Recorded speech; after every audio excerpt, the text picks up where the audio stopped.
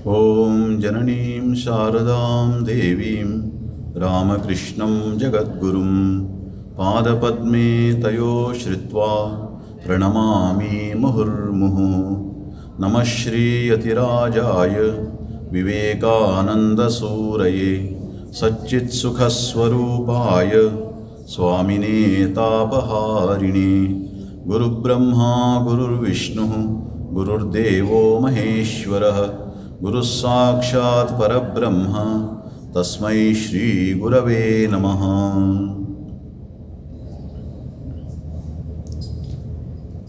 जैसे आप सभी को इनविटेशन कार्ड में बताया गया था, हमारे रामकृष्ण मिशन के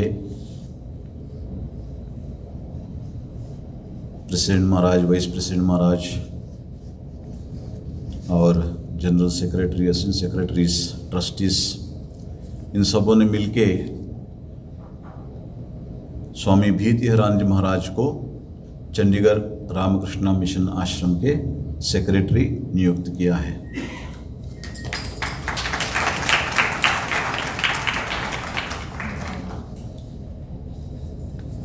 उनका परिचय थोड़ा देना चाहता हूँ आप सभी को।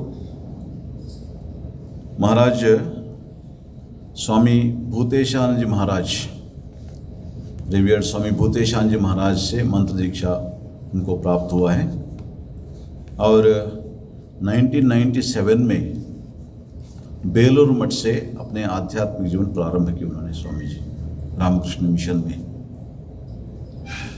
और उसके बाद जैसे रामकृष्ण मिशन में आप सभी जानते हैं 10 साल का ट्रेनिंग होता है, उनमें 2 साल बेलूर मठ में और बाकी सभी दूसरे केंद्रों में। ट्रेनिंग के बाद जो साधना हो, सेवा हो, शास्त्र अध्ययन हो, ठाकुर माँ स्वामी जी का जीवन अध्ययन हो, ये सब में ट्रेनिंग के बाद 2007 में स्वामी परम पूज्य स्वामी गहनानंद जी महाराज उनको संन्यास दीक्षा दी महाराज को, और लगभग 21 साल इन्होंने हैदराबाद में सेवा की। उसके बाद अभी 1.5 साल पहले उनको कडप्पा में जो रामकृष्ण मठ और रामकृष्ण मिशन का केंद्र है उसको सेक्रेटरी के रूप में नियुक्ति किया गया था। और अब मैं वहाँ जा रहा हूँ कडप्पा, उसको मैंने चार्ज ले लिया। कुछ दिन पहले मैं गया था वहाँ पे 12 तारीख को जाके, और वहाँ के जो रिस्पॉन्सिबिलिटीज़ है उन्होंने महाराज मेरे को सौंप दिया। और उसके बाद महाराज को हम दोनों आए 18 तारीख को यहाँ पे चंडीगढ़ में। महाराज ने यहाँ चंडीगढ़ आश्रम का चार्ज ऑलरेडी ले लिया है, और उसके बाद आज जो कार्यक्रम है इसमें आप सभी को उनको परिचय कराना था। उसके बाद कल सुबह मैं कडप्पा वापस जा रहा हूँ। आप सब जानते हैं मेरा कार्यक्षेत्र अब से कडप्पा होगा। जैसे 2 साल यहाँ चंडीगढ़ था और उसके पहले जो से तिरुपति था, वैसे अभी मेरा कार्यक्षेत्र होगा कडप्पा, वहाँ मैं जा रहा हूँ। और स्वामी जी भीतिहरानंद जी महाराज आप अभी सुने हैं, अच्छा भजन करते हैं। क्योंकि हम दोनों हैदराबाद में एक साथ थे। महाराज तो 20 साल से 21 साल थे हैदराबाद में, उसमें 6 साल मैं भी उनके साथ था वहाँ पे 2006 से 12 तक, इसलिए आपस में बहुत अच्छे जानते हैं। और उसी के साथ साथ हैदराबाद में Vivekananda institute of human excellence, Vivekananda institute of languages, जहाँ बहुत सारे युवा आते हैं, वहाँ पे भी उनको मार्गदर्शन करना, ये सब महाराज ने किया है। और भक्तों को भी जो संडे टॉक्स होते हैं, नहीं तो सत्संग होता है, उस समय प्रवचन महाराज देते थे। इसलिए ये सब जो उनको महाराज को बहुत अनुभव है इस सभी विषय में, इसलिए उनका जो क्षमता उसको देख के ही उनको चंडीगढ़ का सेंटर का ये हेड बनाया गया। सभी भक्त लोग मेरे को एक प्रश्न पूछ रहे हैं, इस बार भी आप जल्दी भाग रहे हैं यहाँ से। भागने की बात नहीं है, आप सब जानते हैं सभी को सभी जगह का वेदर सूट नहीं होता है। मेरे यहाँ चंडीगढ़ का जो सर्दी जो है उसको सहना बहुत मुश्किल है। सहना तो सह लेता हूँ, लेकिन हेल्थ इश्यूज आने शुरू किया जब इस विषय को मैंने हमारे हेडक्वार्टर से डिस्कस किया। करने के बाद उन लोग हेडक्वार्टर से ये डिसीजन लिया गया मैं वहाँ जाऊँ और स्वामी जी यहाँ आए, स्वामी भीतिहारानंद जी महाराज। और उनको इसीलिए किया गया कि महाराज हिंदी अच्छे जानते हैं, मेरा जैसा नहीं, वो समस्या नहीं होगा उनको, क्योंकि आप जानते हैं पहले मैं आप सभी मेरे जो हिंदी को सहना पड़ा आप सभी को, लेकिन वो कष्ट आपको नहीं उठाना पड़ेगा। महाराज अच्छा हिंदी बोल लेते हैं। और उसी के साथ साथ हैदराबाद में विवेकानंद इंस्टीट्यूट ऑफ लैंग्वेजेस को उन्होंने देखभाल किया, और वहाँ हमारे एक डिस्पेंसरी है उसका भी उन्होंने किया। और कड़पा में जैसे मैंने बताया सर, उन्होंने उसका इंचार्ज थे 1.5 साल वहाँ पे, इसलिए उनको यहाँ भेजा गया है। हम सभी को ये स्वीकार करना पड़ेगा, क्योंकि कई चीज़ हैं, मैंने जैसे बताता हूँ आपको, हमारे वश में होता है, कई चीज़ हमारे वश में नहीं है। जो हमारे वश में है उसके लिए कुछ ना कुछ करने के लिए हमें कोशिश करना चाहिए, लेकिन जो हमारे वश में नहीं होता तब उनको सौंप देना चाहिए। इसलिए इसको स्वीकार करेंगे। और महाराज को मैं चंडीगढ़ आश्रम में हार्दिक स्वागत करता हूँ। आश्रम के तरफ से सभी भक्तों की तरफ से मैं महाराज को स्वागत करता हूँ।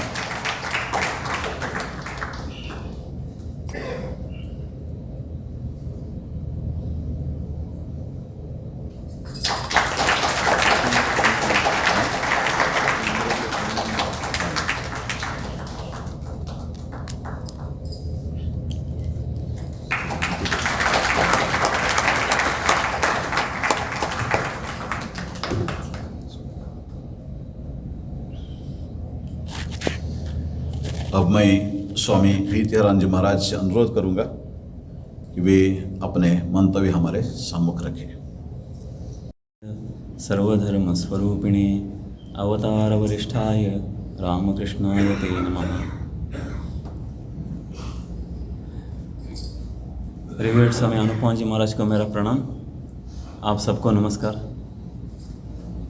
महाराज ने कुछ ज़्यादा ही बोल दिया मेरे बारे में, पता नहीं कितना उसमें सच है, फिर भी मैं कोशिश करूँगा। और जैसे महाराज ने बताया कि ये हमारे हेडक्वार्टर बेलूर मठ का डिसीजन है, but ultimately we take it as a Shri Ram Krishna's will. हमारा अपना कुछ नहीं निर्णय कुछ नहीं होता है जीवन में। अपने जीवन में भी जो चलता है वो भगवान की इच्छा से चलता है। कभी कभी हम समझते हैं कि हमारी इच्छा से चल रहा है, लेकिन वैसा नहीं होता है। तो पिछले 15 दिन से ऐसे ही चल रहा है। हम दोनों बहुत बिजी है। एक हफ्ते महाराज कड़पा आए थे, उनको सबका परिचय करवा दिया। लास्ट संडे ऐसे ही वहाँ भक्त सम्मेलन था, महाराज का परिचय करवाया सबके साथ। और महाराज मुझे यहाँ लेके आए, और ये पिछले सब हफ्ते ये ऐसे हर दिन कुछ ना कुछ चल रहा है। सो बहुत सारे भक्तों के साथ परिचय हो गया है, कुछ लोग नए होंगे आज।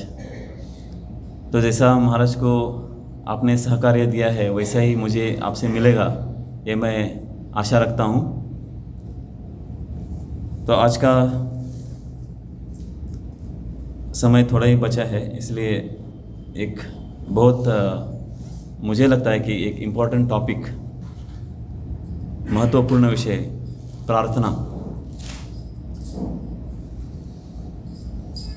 हम सबके जीवन में ऐसे बहुत क्षण आते हैं कि आए हैं कि जहाँ हमें लगा होगा कि ये बहुत कठिन समस्या है और इसका हल तो भगवान ही करेंगे। तब एक मन में प्रार्थना की भावना जगती है। और तब जो हृदय में जो विचार आते हैं वही प्रार्थना हो जाती है और उसका उत्तर भी मिल जाता है या उसका समस्या का समाधान भी हो जाता है।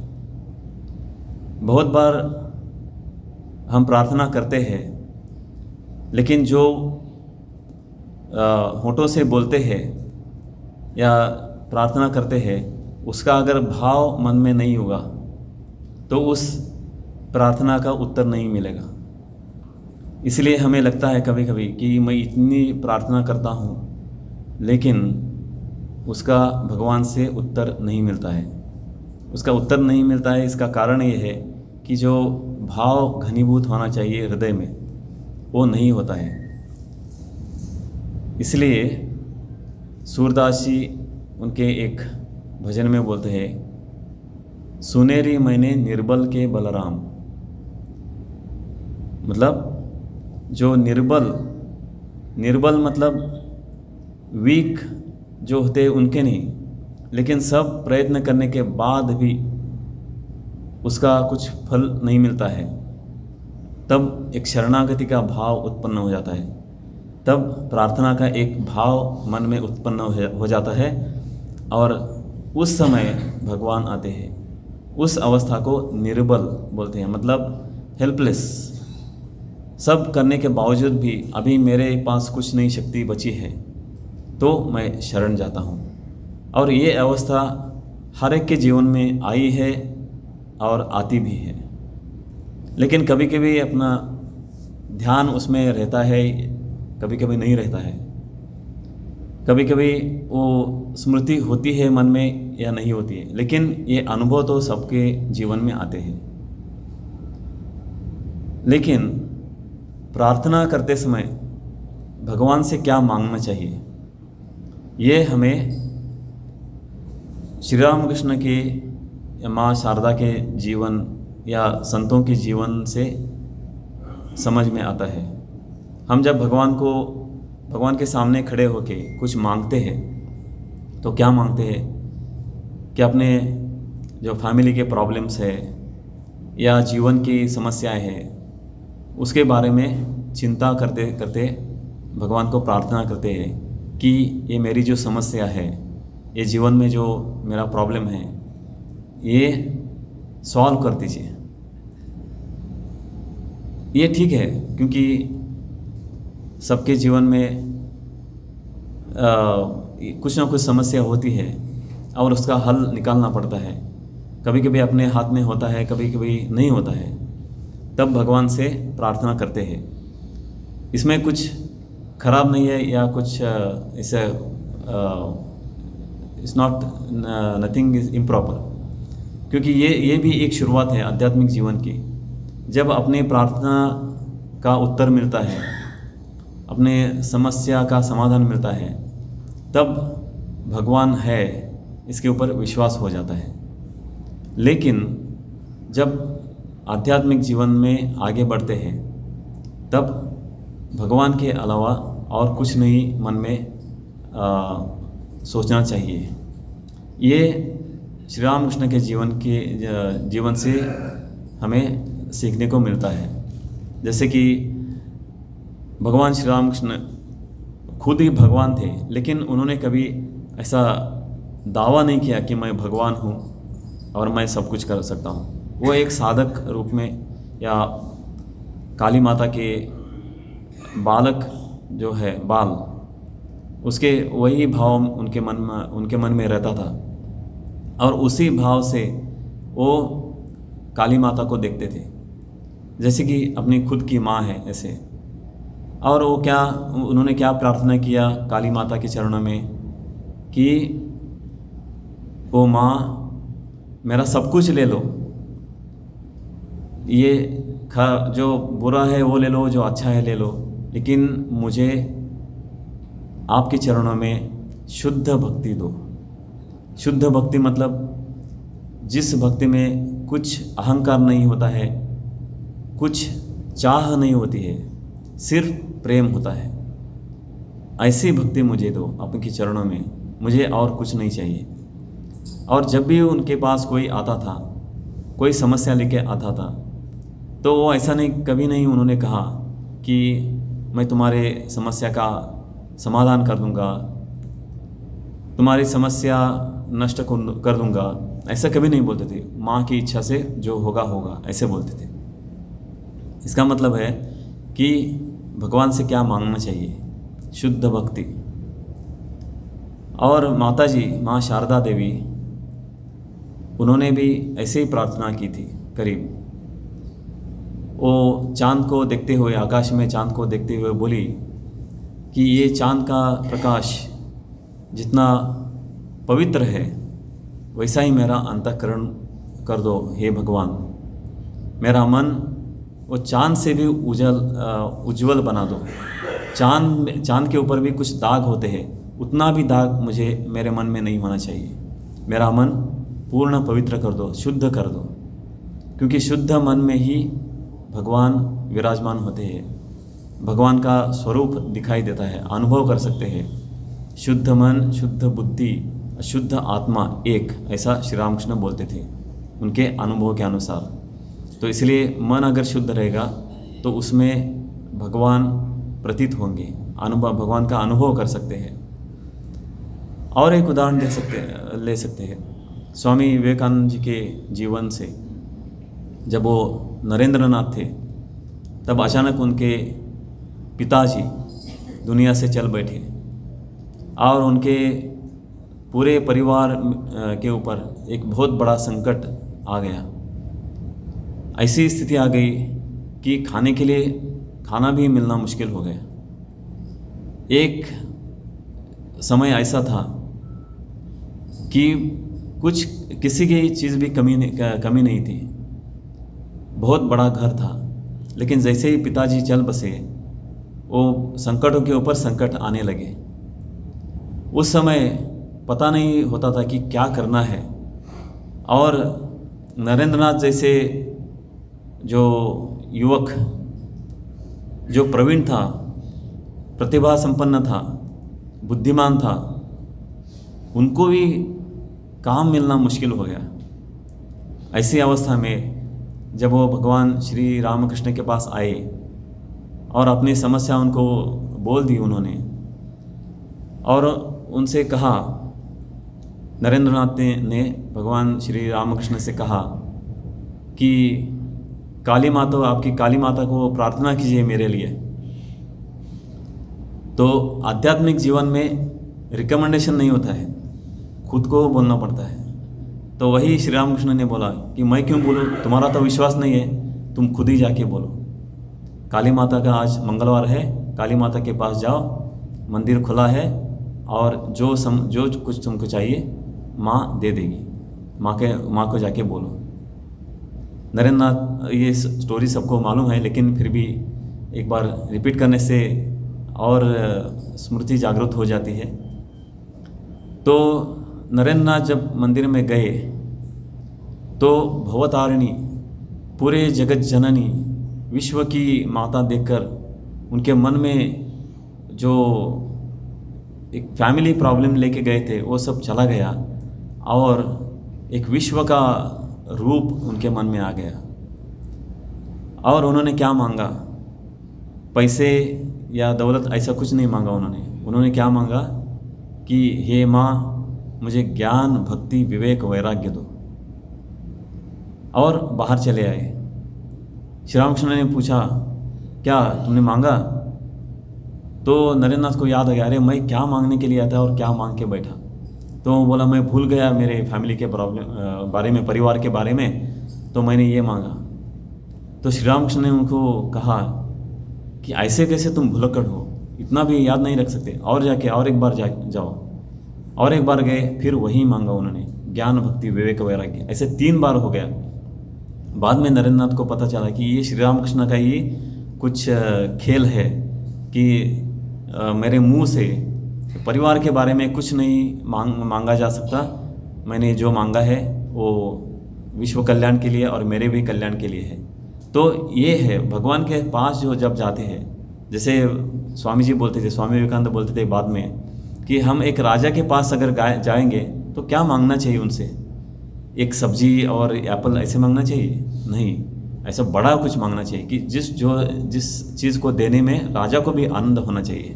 तो वैसे भगवान के पास जब हम जाते हैं तो शुद्ध भक्ति, शुद्ध मन की प्रार्थना करना चाहिए।